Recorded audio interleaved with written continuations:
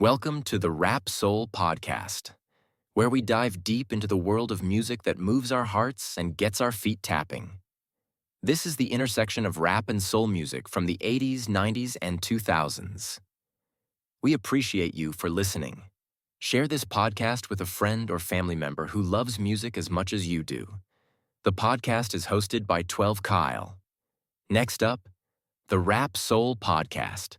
Welcome to another edition of the Rap Soul Podcast. I am your host, 12 Kyle. I want to thank you all for tuning in as you do each and every week. This is the Rap Soul Podcast. This is the intersection of where we have discussions about music, more specifically R&B, hip hop, rap, and soul music from the 80s, 90s, and the 2000s. This is the best music podcast that you've never heard until right now. Again, I want to thank you all for tuning in. If you're watching on YouTube, thank you for watching on YouTube as well. This particular episode, we're going to bring back the series talking about the R&B music that we grew up on. And as I mentioned before, here we talk about music from the 80s, 90s, and 2000s. So we're going to stay right there. And as you can see, I have a guest. Well, she's really not a guest. She's here all the time. My homegirl from the I Can Talk About This All Day podcast. My girl Britt is back in the building. Britt, what up? What's up? What's up? I've been waiting for this for quite some time. Okay. Ever since I heard the episode with J. Bo, I've been trying to do this one. So it's about time. Yep. So here's the thing, folks. What we do is I just ask her to come up with a list of the 5 songs that you came up like kind of helped define you in that particular era of the 80s, the 90s, and the 2000s. Some years a little bit harder than others, but again, we're talking about 10 years here. So without further ado, let's get the podcast cracking. Britt, give me your first song from the 80s, and we'll talk a little bit about it and how you grew up on that song and who was the artist and so forth and all of that good stuff. So, I got to start it off this way. We're going with Prince. Okay. Adore. Rightfully so. Adore. Everybody knows by now, like, that's my favorite Prince song. Mm-hmm. Favorite love You said Adore? Adore. Okay. Favorite Prince song, favorite love song, but I remember my mom's a big Prince fan, and I remember having to wait for my dad to get off work late, and we'd be in the car, and Sign of the Times album came out, and she just played this one. But I loved this song. I've loved this song since I was little. But I just remember it was this, and there was another song from that album that she played a lot, Beautiful Night. But yeah, Adore just has been with me since that came out in like 87. I was like 3. Yeah. Maybe 4. It's a jam, man. I mean, like he said, I was rapping till the sun came up. I mean, like if you've never done that before in your life, I mean, you haven't really lived. I feel sorry for you. Yeah, I feel sorry for you and your mama because I mean, like it's not my favorite Prince song, but it's my favorite Prince ballad. No, it's not a favorite. My favorite Prince song is 17 Days. I know it's 17 Days. I'm just saying. Man. But Adore is just such a beautiful song. Like, it is. Even when he comes in just off that high note, like, Yeah, he said, if God struck me blind, your beauty I'd still see. I could go blind and I could still see how beautiful you were. Love is too weak to define just what you mean to me. Yeah, I mean, ain't enough words, ain't enough nothing. He said some things on that song. He said some things on the song. So you can get some game from that song. That whole entire song, you can get some game. Like you wouldn't believe. Yep. Like you would not believe. So yeah, I think Prince is, I mean, obviously he's one of my favorites, probably my favorite artist. And it's a shame that he's no longer here because some of his music is still, like you said, it's just timeless. It's always been. So, and it was hard to pick. I mean, that's my favorite song. So that part was easy, but if you look, the majority of his really good stuff was in the 80s.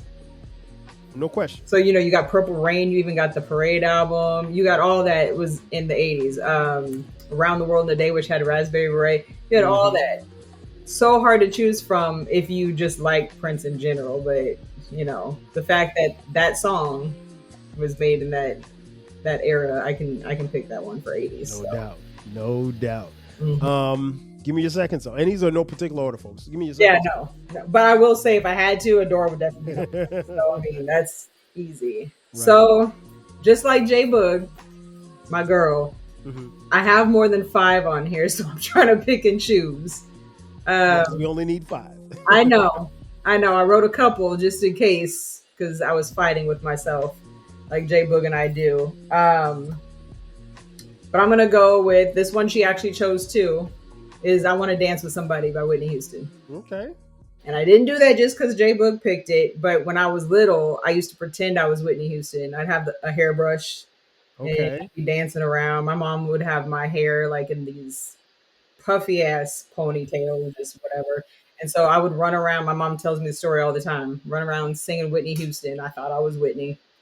Can't sing like Whitney, I can tell you that. But I thought I was Whitney at that age, and that was my favorite song then. So I want to dance with somebody. It's not surprising to hear that story because it sounds very typical of Whitney Houston, because I think she was someone who little girls at that particular time in the height of her stardom just really loved. I mean, she just had this bubbly personality, and she had probably the most powerful voice this side of Aretha Franklin that we've ever heard in music. So yeah, and that time was when she was wholesome. Right. We didn't know all the stuff. Well, she was hood, but I mean, we just didn't know stuff we found out later on. We didn't know all that then. I mentioned on this podcast before, like, it wasn't until like maybe 3 years ago when I was listening to a song and it was like, "A few stolen moments is all that we share. You've got your family." Home record. I was like, Whitney was the side chick. He's a good man, Savannah. Right. So I mean, and I don't know if she was singing from experience or not, but it's worth repeating that that was a wild song. But hearing you tell that story, I think it's very telling and very basically talking about how the influence that she had on a lot of young ladies such as yourself, and that's not surprising. She was a superstar. She too definitely gone way too soon. Yeah. Who else you got for number 3 in the 80s? I'm gonna go with Janet Jackson. The song is "All Right." Okay. From the Rhythm Nation album, and 1814 and all that. I loved the video, and that song always made me want to dance when I was little because it just the beat, the tempo, it's upbeat. Rhythm Nation, everything was fast, but there's something different about "All Right." It's a dance song. It makes you feel good. Like even today, I'll listen to it and I'll be smiling in the car, and so yeah, I can see that. I think much like you, I'm a big Janet fan. 1814, while it wasn't Control, it was a really, really dope album. And that what you just said made a lot of sense, and I totally agree. That song is a feel-good song. And then by the time the video dropped, man. Oh God. Well, so when I did the episode with J Boog on our top 10 Janet, that's my favorite video. Okay. That was my pick for my favorite video. I love that video. It's so much fun, and it's like they don't make videos like that anymore.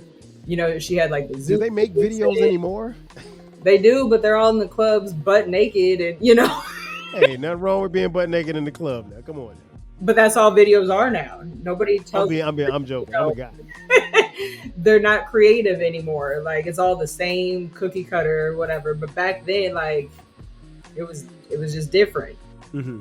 And that one was very entertaining. I like that one a lot. Very much so. Very much so. You can't go wrong with Janet. When you said Janet, I wasn't surprised, but all right. Didn't know which one. yeah. I mean, like, take your pick. I mean, like she really, because you had Control and you had 1814 that decade. So nothing but smokers on both of those albums. Absolutely. So, I mean, like I said, take your pick. What you got for number 4? Here's where it gets hard. So I've done 3 already. Mm-hmm. No men, no groups. I got just making a note. No, Prince. Oh, okay, damn, my bad. I forgot. Yeah, I mean, he could go No, he's a man. He is a man, but he's very, Nah, he's he's got all some man. ways. He's all man. He's a player. Um, oh God, I'm gonna go with. Doom, doom, doom. Oh, this is so hard. I'm gonna go ahead and go with "Beat It" Okay. because although I grew up on Prince, I also grew up on Michael. I was a bigger Michael fan back then. Now it's switched, but "Beat It" was I remember being in my grandparents' house, and that was when MTV played music videos all the time. BET Novel was not a concept. thing, and "Beat It" played quite often. Yeah, I mean, the jacket is just one of those up tempo. Like, I still like that song to this day. It's one of my favorites. So, You know what question I'll ask you? I always ask of people about the "Beat It" song. Do you enjoy the song as much without the video or with the video? I enjoy it without the video. Really? Okay. For me, it's with the video. I mean, I love it. And the dancing. And then the fact, okay, remember when VH1 had pop-up video and it told you all the little details? And then that's when I found out there were actual like gang members. Yeah, Mike made Crips. He made Crips and Bloods Yeah, dance. but I mean, as a kid, I didn't know all that. And then I saw it on pop-up video. I was like, oh, snap. Yeah, I remember watching MTV when they debuted the video, and then there was like a behind the scenes or whatever like that, and they did mention that that he had real live gang members. You know who also was in there? Michael De Lorenzo. Yeah, De Lorenzo. Yeah. Yep. And Yeah, I was like, his ass off. Yep. Yeah. Yep. So it's yeah, I enjoy the video a lot. I guess because I saw the video a lot. So I mean, we could, and then it got to a point really where you couldn't go anywhere. Like you said, it was on BET, it was on MTV, it was everywhere. So, and I mean, he's the king. So, I mean, what more could you ask for? And that was when he was, because that was the Thriller album. That's when he was breaking records. Mm-hmm. That's when he was the first black on MTV to hold that spot. Like he broke records with that album on MTV, even with the videos and everything. Because didn't Thriller video come out before Beat It? I can't remember which one came out first. I think Beat It came first, but the thing that's interesting about this album is it sold like 70 million copies. So like, and I know at one point in time, like everybody on Earth had this album. Mm-hmm. You can't say that about anybody else, but everybody on Earth, on planet Earth, had this album. Yep. So, I mean, it was crazy. Yeah, it was the Billie Jean video, Beat It, Thriller. I think that's all he had for videos. Not counting like concert performances that came out as video, but Billie Jean. I think so, but he may have. I'd have to look at it, but I think he may have. I think he may have done another video. I'll have to double check. Yeah, but I mean that whole thing. Yeah, either way, I mean it's Mike. Yeah, absolutely. It's Mike. What about number 5 for the 80s? Songs that you grew up on. R&B songs that you grew up on. I got 2 I'm fighting with right now, but I'm gonna go ahead and go with "Ain't Nobody" by Shaka. Okay. Wow. That one played a lot in my house. And to this day, I mean, that one is one of my favorites, sticks with me. But I mean, you can't go wrong with Shaka. That's kind of a parent thing in the house. And yeah, her voice in that just incredible. Yeah, Shaka. I mean, her voice was incredible.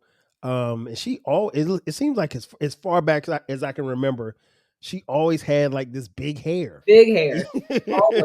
I don't know if she wore her hair like that in the 70s. I can only assume that she did.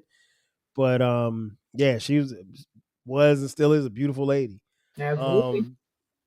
Okay, so that wraps up the 80s. Let's slide on over to the 90s. 90s R&B songs that you grew up on. I mean, like the songs that really, really take you back to the 90s. Your 80s list, I mean, you got Prince, you got Whitney, you got Mike, you got Janet, you got Shaka, you got some heavy hitters. There's no, unknowns here. So I'm interested. The 90s was very, very diverse and really Yeah. all over the place. And yes, so I'm interested to see how your 90s list looks. So let's start with number one. All right. So before I get into my list, I need your clarification on something because this is going to determine one of my songs which list it goes on. Okay. So the song was used in a movie Mm-hmm. in 1998, Okay. but it did not go on an album until 2000. Was it available to the public in 1998? Only on a soundtrack. Doesn't matter. It counts for the 90s. Shit. Oh, that makes it harder for the 90s. Technically, it's a 90s song. Damn. Okay. Well, now I'm going to put that one towards the end in case I decide not to use it. But I'm going to go with Ain't Too Proud to Beg TLC. Okay. J Boog's group. Yeah. That's one of my favorites to this day. I play that song out. I know there's other songs on that album, on the TLC tip, but Ain't Too Proud to Beg, another upbeat. Yes. I just like the attitude in it. I don't know. That was for whatever reason when I was little. I was too young to be begging for anything. Right. Other than some cookies or ice cream. Right. But I memorized that song, loved that song, just thought I was a part of TLC back in the day. So TLC was so dope. Especially at first. That first album really came out of nowhere. Yeah. For us. And set the tone really for the 90s. It did. Like, it did. It was a really, really dope album. They were in your face. They were unapologetic. And they were girly girls, but they made you at least talk about their sexuality and their sensuality. It was a lot of conversation around this group, Left Eye in particular. And that was before she got buck wild. Right. Yes. But yeah, that was yeah, I love that. I love that album. It's been maybe I need to go back and hear that. It's been because I always go back to Crazy Sexy Cool, but maybe I need to go back and check that out.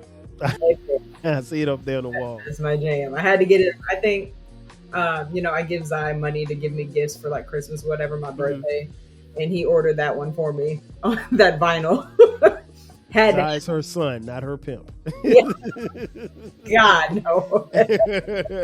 But yeah, my pimp be buying me music. Had to have that one on vinyl. No doubt. All right. Okay. So the first group comes off the board. Who you got at number 2?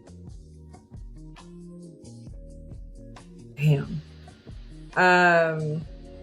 Okay. I'm gonna try to make this real like left field. Go in. Mariah Carey, Someday. I don't know if you remember that song. The video, she's a little girl and there's a boy that like I don't know if they were together or whatever, but she had a crush on him, whatever. And she says, someday, the one you gave away will be the only one you're wishing for. Boy, you're gonna pay because baby, I'm the one that's keeping score. Like, I thought that song, even at that young age, I loved it. I mean, when shit is happening, I mean, ain't nothing happened in a while, but when shit happens, and I'm like, ooh, let me put on this one, Okay. But I love the video because in that video, Mariah Carey she's in a hallway in a school singing. Okay. She's a grown person, but they have little Mariah, little light-skinned girl with curly hair. Okay. And the boy is like paying her no attention and whatever and playing her, all this stuff. But another upbeat one, I love these upbeat ones in the 90s and the 80s. Yeah. If you don't remember that one, you got to go back. No, I'm making notes here to look that one up. I love that song. That is my favorite Mariah Carey song. Like, I know she's got bangers later on, but hey, this about what you grew up on, not anybody else. I remember watching I watched a lot of music videos when I was like 5 or 6. Of course. I love that video. We all did. Love that video. Okay, so we got Mariah coming in at number 2. Who you got for 3? We're gonna go with Can We Talk, Tevin Campbell. Like, how can you not? That song to this day, when it comes on, you got to sing it just at the top of your lungs. Man, I remember our youngest son Brandon, he was in a this was what, wow, damn, almost 4 years ago. He was in the he was, yeah, it's like 5 years ago. He was in a talent show at his middle school, and he was like, I want to sing a song. I was like, okay, what song are you gonna sing? He's like, I'm gonna sing Can We Talk? I was like, but Tevin Campbell? He was like, yeah. He's like, do you know any other songs, singing Can We Talk? And I was like, that's not an easy song to sing, son. He was like, Dad, I can do it. So he started practicing or whatever, and he sounded good, but I was just like, my concern was it's rather high for a young man, particularly a young man whose voice is changing. Right, changing, yeah. And I'm like, what if he gets nervous the night that he's singing, he ain't gonna hit that high note. Right. And when he started off, Britt, you know how the song starts off, is the tone in which he starts off. These little 7th grade and 8th grade girls went crazy. I was like, I'm looking around like he sounded good, but it wasn't, it wasn't like Tevin was singing himself, right. And so now, and he actually won the talent show singing that song. Oh. And he got a little $100. Okay. And so now every time I hear that song, I think about him. And I remember having the CD. There, like back then, CD players in your house was newer. And I know I mentioned this on a show before. We had a 3-disc changer. We only had a certain amount of CDs we rotated through. We only had a handful. We didn't have no huge collection. Let me tell you, I didn't put it on here, but that's why Freak Like Me by Dina Howard is one of my favorites to this day, because we had that CD. Listening to it when I shouldn't have been. Really? But we had that. We had Tevin Campbell. We had Salt and Pepper. We had Montel Jordan, and there was like one other one I can't remember, but that was it. But Tevin Campbell, I played that one out. I think Can We Talk has skips because I kept playing it so much. Right. That's what I was gonna say. If especially if you didn't have many CDs to listen to, so you got to go with what you got, So okay, yep. That's not a bad song to be on the list. It's not. It's not. I love that song. What you got it for? Okay. Getting tougher. She's blowing y'all. It is, because damn. That now that I got to put that one in the 90s, I was hoping you'd say the 2000s because it didn't go on their album. It don't matter. If it came out in the 90s, it came out in the 90s. People heard it in the 90s. Damn it. That's all right. Why. That leaves one. While as she's stumbling over here, I like putting my guests on the spot, because this, full disclosure, she has to come up with this list. I don't have to do anything. Yeah, I don't have a list. One day I think I may come up with my own list, but it'll obviously be a show that I do by myself. But yeah, so what you got it for, Britt? I'm gonna go ahead and put it on there for the 90s because it came out in the 90s. I really think it should be 2000s, but I'm trying to give you a broad R&B of me. But Devil's Pie by D'Angelo. Fuck this line. Yes. Man, ain't no justice. It's just dust. Yeah. Ash to ashes, dust to dust. Man, listen. That Voodoo album, wee, fire. But the album didn't come out till 2000. 2000, right. So you're right. But that song was in Belly. Yep, it was in 97. Yep, 98. I'm sorry. Yeah, in Belly. And see, here's the thing, and I'm glad that you picked it, because if you would have said 2000, Britt, people would have been in the comments, that song is not in the 2000s. I heard it in Belly, because it is in a very important and memorable scene in Belly. Yep. So it'd be one thing if it was in, like I'm Gonna Get You Sucker in the trailer at the end, it got played at the end of the movie or something like that, where people don't really realize. But like particularly songs, and I know at some point we got to do a 90s soundtrack podcast episode. But we need some other people that needs to be a group. Yeah. It wouldn't just be the two of us. We might have to get Baylor and J Boog and Dolomite, just some R&B vets. But even there's just certain songs that we remember them, and not only do we remember them in the soundtrack, but we remember specifically where they are placed in the movie. And especially back in the day, because now, I mean, when I say now, meaning like maybe 10 years ago even, soundtracks, none of these songs are in the movie or in the show. Like they just, hey, you want to be on the soundtrack? Cool, here you go. Like I remember being a kid, I got the Men in Black soundtrack. Men in Black was the only damn song on the soundtrack that was in the movie, and it was in the credits. Like nothing had to do with anything in that movie. Yeah, it's different. It is totally different. But you go back to, if you want a podcast where culture, conversation, and life collide, where you get insightful commentary, engaging discussions, and a fresh perspective on everything, then you need to listen to the 12 Kyle podcast. Hosted by the one and only, yours truly, 12 Kyle, a voice that you know and trust. This podcast will bring you thought-provoking moments, compelling stories, and a whole lot of fun. Whether you're a first-time listener or just tuning in, each episode promises to be something new and exciting. So sit back, relax, join 12 Kyle, myself, and my guests as we break down the world around us and give you stories that you've never heard before, from nostalgic throwbacks to everything in between. The 12 Kyle podcast is a front row seat to this conversation. Subscribe now and never miss an episode of the 12 Kyle podcast, where the vibe is always real and the discussion is always worth your time. Are you feeling nostalgic for the golden eras of rap and soul music? If so, tune in to the Rap Soul podcast. We are your weekly journey through the 80s, 90s, and 2000s, spotlighting the music and the hidden gems that shaped the soundtrack of our lives. From the powerful beats to the soulful melodies, we bring you the best of the past with fresh insights and stories. Rediscover the music that defined a generation. Subscribe to the Rap Soul podcast and enjoy the vibes.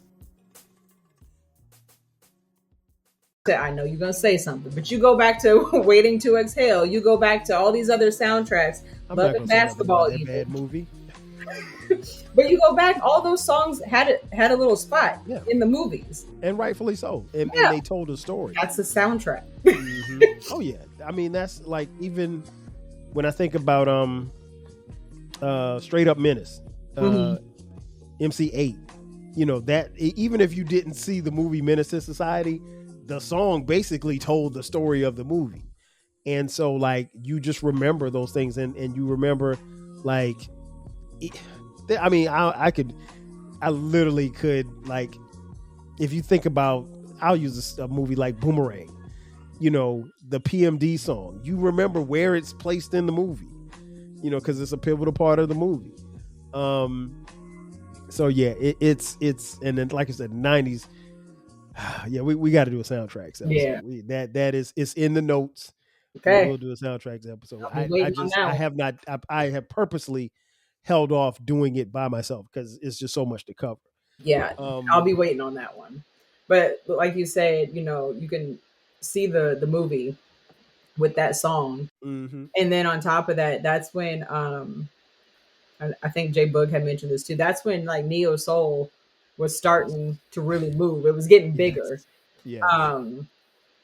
But I mean, don't get me wrong, I love D'Angelo's first CD, Brown Sugar. But a joint. Yeah, I love that CD. But I had to go with Devil's Pie because I think about Belly, like, no doubt, every time I hear it.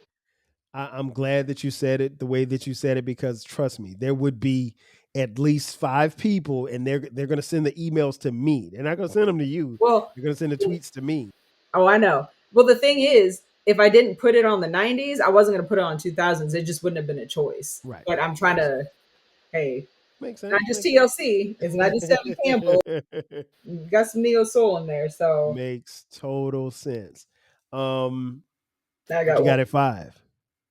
I got 3 that I'm picking from. Okay, you gotta pick one. You gotta pick one. Don't be late, son. Pick just one. Damn it, Kyle. This is This is so hard. Hold on. Let's see. I wish I had like one of those spin the wheel things. Just choose for me. Yeah, we haven't gotten that far here on the Rap Soul podcast. Maybe one day, we can get our sponsorships up and stuff like that. We can add additional things to the podcast. Yeah. I'm going to go ahead and go with this one because to me, this one screams 90s. Once again, another upbeat one. And I can just like remember clothes and stuff, even if it wasn't just me, it just makes me picture it. So I'm going with Don't Walk Away by Jade. Man, That used to be on the radio all the time. And like, oh, that, you know what? Quiet as Kept, they had a really good album. they did. I enjoyed that album. They did. I don't know. Did they ever make a second album? Let me look. I don't know. Let me look and see. Jade. I don't know that they did. They had one in 92 and 94. So they did have a second one. I don't know any of these songs on the second one though. But they had 1, 2, 3 singles apparently. It was called Mind, Body, Soul. Never heard. The first one was Jade to the Max. Yep, Jade to the Max. I had to tell you that was a really, really good album. Okay. Yeah, So we have established the 80s. We have pressed through the 90s, and now we slide into the 2000s. Now, you mentioned before we started recording that the 2000s was a little bit easier to pick. So let's get it cracking with the 2000s. What you got at number one? Yeah, by 2000s, I'm not fighting with myself. Whatever. It's what it is. Like, right. After 80s, after 90s, like early 2000s had some bangers. They did. Mm-hmm. Yes, but then it just... There was a drift. It fell off a little bit. Just a little bit. I'm going to go ahead and say this one as the number one. Not number one, but my first one, because this one's real easy. When this song came out, I mean... looped it. Oh, it's over. Hit rewind. Oh, it's over. Hit rewind. And I don't know why I love this song so much. It is a feel good one. But Let Me Love You by Mario. Ooh, okay. Didn't Neo do that song? That might be why I like it so much too. Neo. Did he write the song? I think so. Neo as a producer is like amazing. Yeah. But something about that song, it makes me feel good. It makes me, even if I'm single, if I'm not going through nothing, like it just makes me feel like I'm being talked to. And so even at the ripe age of 19, I was feeling that way about this song. And I remember being on the way to school, going to college classes with my homegirl. We would be in the car and literally rewind. We both loved it. Rewind. Probably listened to about 20 times on the way from the house to school. I just love that song. Listen, I think I knew the song was pretty popular when it was out, but I don't think I realized how big the song was until like maybe a couple of years later. And I just remember we were at some club or something like that, and it got played, and like everybody and their mama was on the dance floor singing at the top of their lungs. And I was like, damn, this song hitting like that? And it was like, yeah, it's... Love that song. That is a smoker. That is definitely to this day. I'm not surprised that it made the 2000s list, as it should. Mm-hmm. Absolutely. What you got for two? We're gonna go with "A Woman's Worth" by Alicia Keys. Okay. I knew I was gonna, when I listened to J Boog's episode, I already knew I was gonna pick Alicia Keys because I was obsessed. You can ask anybody, obsessed with Alicia Keys when she first came out. First two albums, really, like high obsession. My grandmother taught me to play piano when I was younger. I'm a little rusty now. However, when she came out though, I was like, oh no, I need the piano book for her album. I'm going to try to figure it out. I went and did piano lessons again and made the instructor teach me parts of certain songs. But you were trying to be Alicia Jr.? Man, I dressed up like it for Halloween once and fooled somebody. So, hey, I tried. But I'll have to show you the picture. I had my hair braided, I had stilettos, I had the whole thing. Yeah, but I need to see that. That is crazy work. But I mean, Fallen was a good song, but A Woman's Worth is something different. because you heard more of her. There wasn't more background. The song that Jay Boog picked, though, I absolutely love that song, Butterflies. I didn't want to copy her, though. So yeah, because she got me when she said that. I was like, I don't know if I heard that before. And then I don't think we played an episode. I think we played it afterwards, and I was like, okay, I did hear it, but it was one of the songs where I've heard it but didn't know the name of it. Right. But it is a beautiful song. Oh my God, I love that song. But yeah, I'm going with The Woman's Worth, and I like that one too. She was like in an apartment. That's when she had her hair braided. Like it was all vintage. Like I love that Alicia Keys. The later on, yeah. But pick A Woman's Worth with that one. Okay. That's a good pick. That's a good solid pick. What you got at 3? Do I want to throw you for a loop now, or do I want to? We're gonna go with. I'm here. Yeah, I'm gonna save the loop for the end. I think. We're gonna go with You Don't Have to Call, Usher. Ooh, 8701 was my shit when it came out. Like, but that song, once again, another upbeat one. And I love that whole album. But something about that song, it was my favorite. And I played it out. Yes. Don't leave your girl around me, true. That's my shit. That album. I mean, I know, I was about to say concussions. Confessions.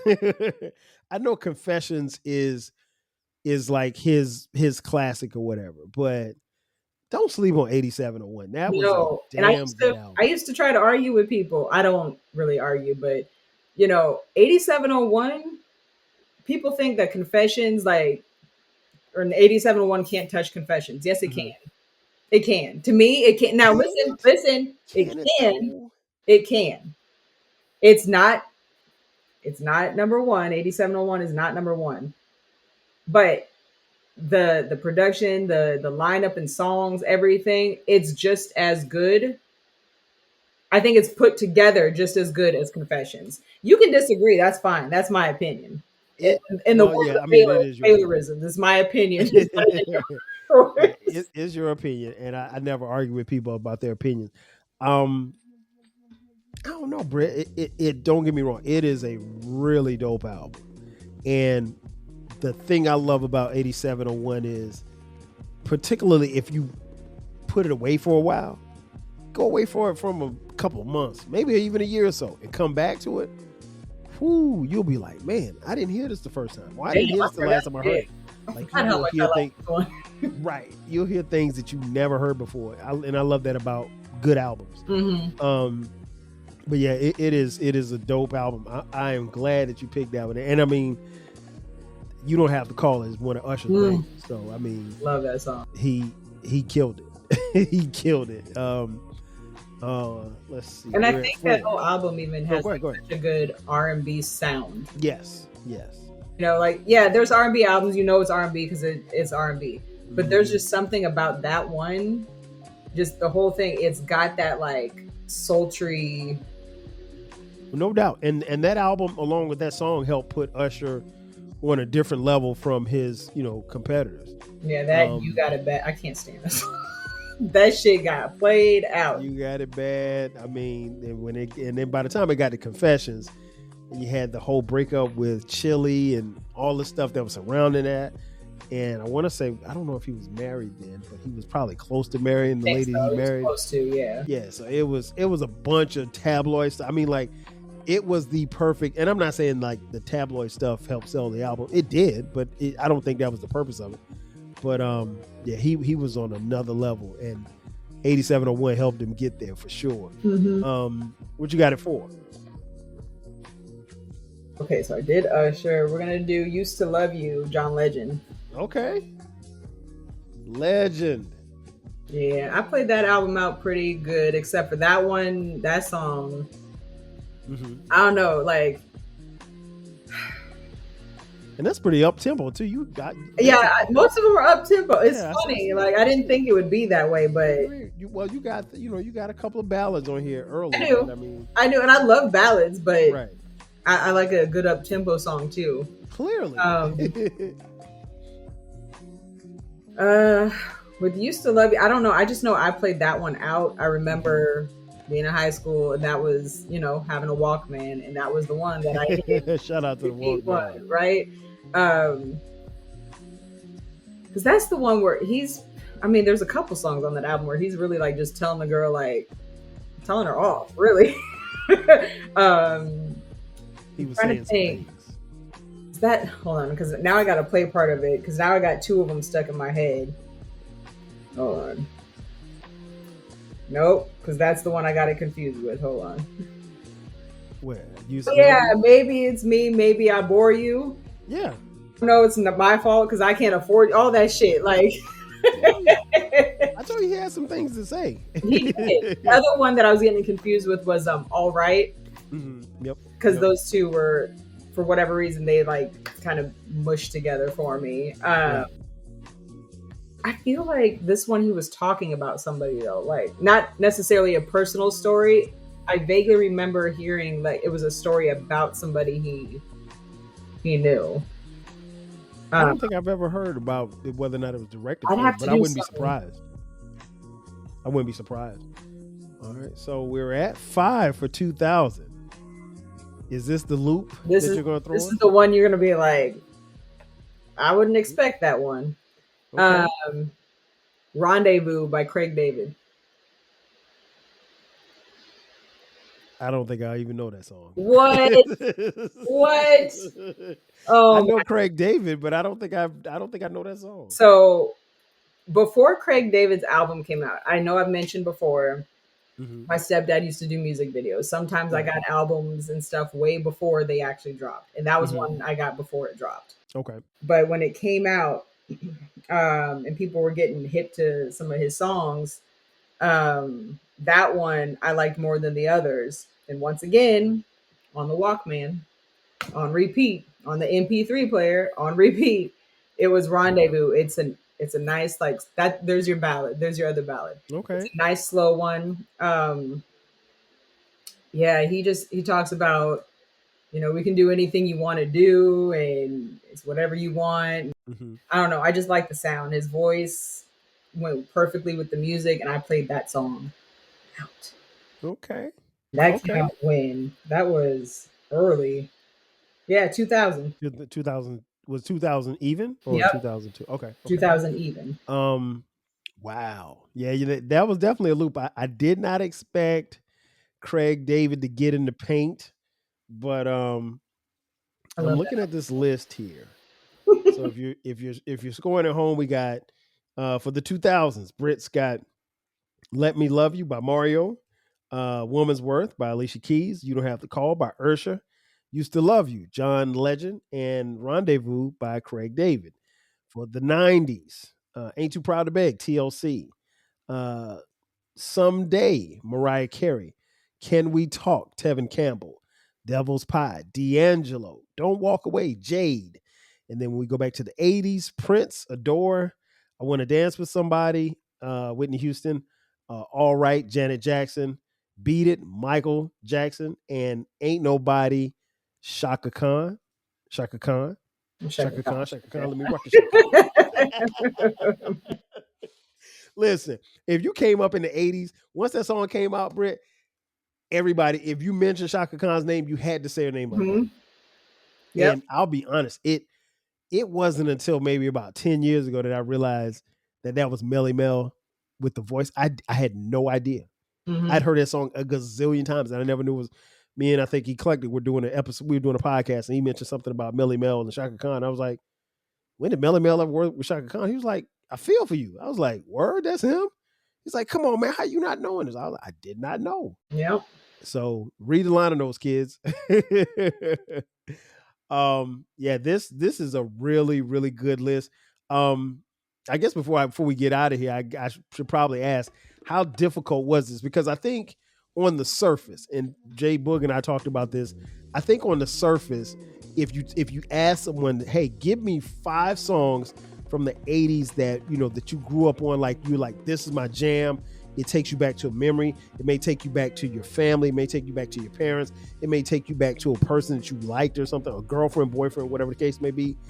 but that's not easy. Like, and I don't know that people, until you sit down and actually have to write it out yourself, I think that's when you realize it ain't as easy as it sounds. So how difficult was this for you to, put all of these songs together? And, because it's only 5, you can't, have this one in as a honorable mention, or you can't have this one in because your cousin recommended it. Right. How difficult was it to put together a list of 5 for each of these decades? So 80s and 90s, it was difficult. I'm glad you didn't ask me to do the 70s because that was difficult. No, 80s, we try to keep it here on Rap Soul Podcast. We try to keep it in the 80s, 90s, and the 2000s. If we did the 70s, man, we'd be here all day, for real.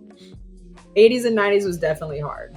And especially for people like you, me, J Boog, even Baylor Dolomite, like we're music lovers.